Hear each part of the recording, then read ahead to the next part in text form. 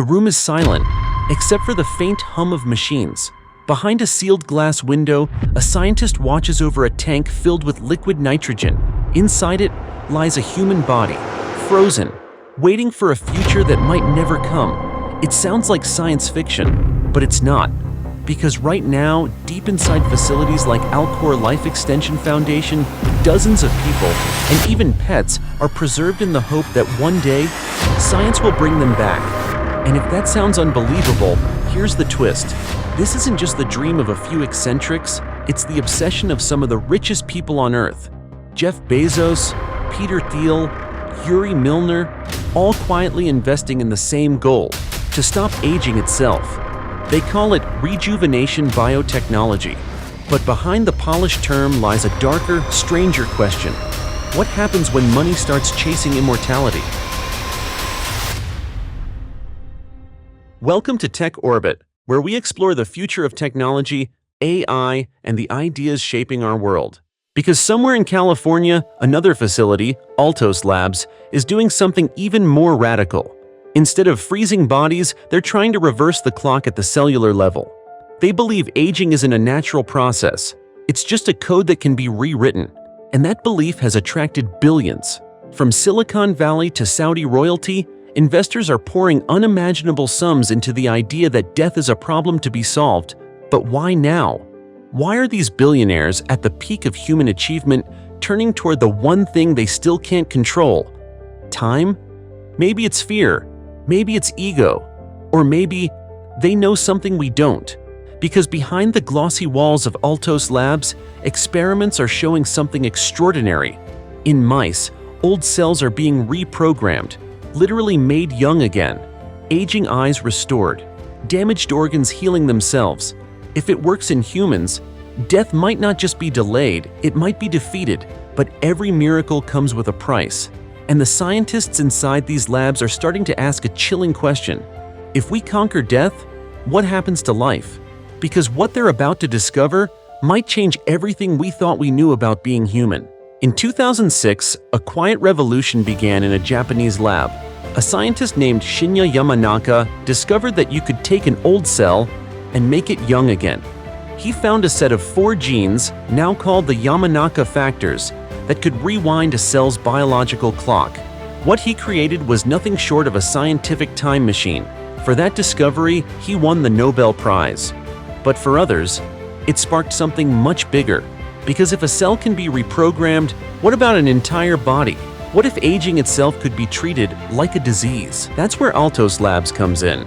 Funded by Silicon Valley titans, it brought together some of the world's most brilliant scientists and gave them a single mission: to make humans biologically young again.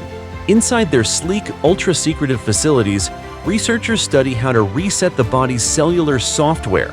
In animal trials, they've managed to reverse aging in skin, muscle, even organs. Mice that were blind began to see again.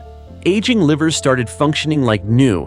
And while the results are still early, the implications are staggering. If this works, a human lifespan could stretch far beyond what nature ever intended. Not decades, but centuries. A body that never truly ages, only updates. To billionaires like Bezos and Thiel, it's the ultimate frontier. Not Mars, not AI, but mastery over death itself. But inside the labs, not everyone is convinced. Some scientists quietly admit that pushing biology this far is like tampering with a system we barely understand. If cells can be made young again, what's to stop them from turning too young, into cancer? Because the same process that regenerates tissue can also unleash uncontrolled growth. Even more unsettling, what happens to a mind that outlives everything it loves? A body that stays young while the world around it ages? These are questions the billionaires don't seem to ask. To them, death isn't destiny. It's a bug to be fixed. But to many inside the scientific community, it's starting to look less like medicine and more like a moral experiment on humanity itself. And yet, despite the doubts, the race only accelerates. Altos Labs isn't alone anymore. From Google's Calico Labs to Elon Musk's rumored longevity startups, the world's richest are building a new kind of industry. One that doesn't sell products, but time. In the words of one Altos researcher, We're not trying to make people immortal, we're trying to make them ageless. But the line between those two ideas is razor thin, and as the money flows and experiments deepen, one realization starts to emerge. They're not just trying to stop death, they're trying to own it, because what comes next will blur the line between science, power, and the very definition of life itself. Today, Altos Labs and Alcor stand as symbols of the same ancient dream, the desire to outlive death, one through biology, the other through preservation. Hundreds of people have already paid over $200,000 each to have their bodies, or just their brains, frozen inside Alcor's steel chambers. They wait, suspended between life and death, trusting that future scientists will one day thaw them and restart the story. In another part of the world, Altos Labs continues its work, not on frozen bodies, but on living tissue, rewriting the language of age itself. To the world, they call it hope. To critics, it's playing God, because this new pursuit of immortality isn't being led by philosophers or priests. It's being led by the world's most powerful capitalists, and that changes everything. For centuries, death has been the great equalizer. No matter how rich or powerful, everyone meets the same end. But what happens if death becomes optional for those who can afford it? Imagine a world where the wealthy can buy decades of youth while everyone else simply grows old. A biological divide, the ultimate inequality. In chasing eternal life, humanity might be building a new kind of class system, one based not on money, but on time itself.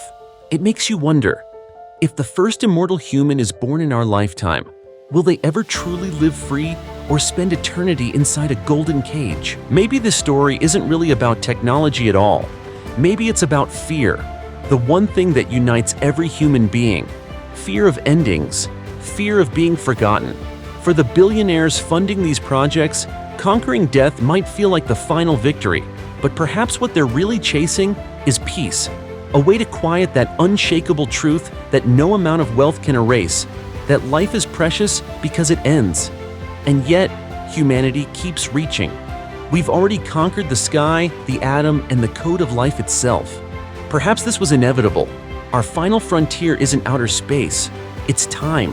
Maybe one day a scientist will finally crack the code, and aging will vanish like a disease we forgot how to catch. But when that day comes, we'll have to face a deeper question. If no one dies, does life still mean the same thing? Because in the end, it's not immortality that defines us. It's what we choose to do with the time we have. This is just one of the many stories reshaping our future. Thanks for watching Tech Orbit, where science fiction becomes reality. If this fascinates you, hit like, share, and subscribe, because the next story might just change the way you see the world.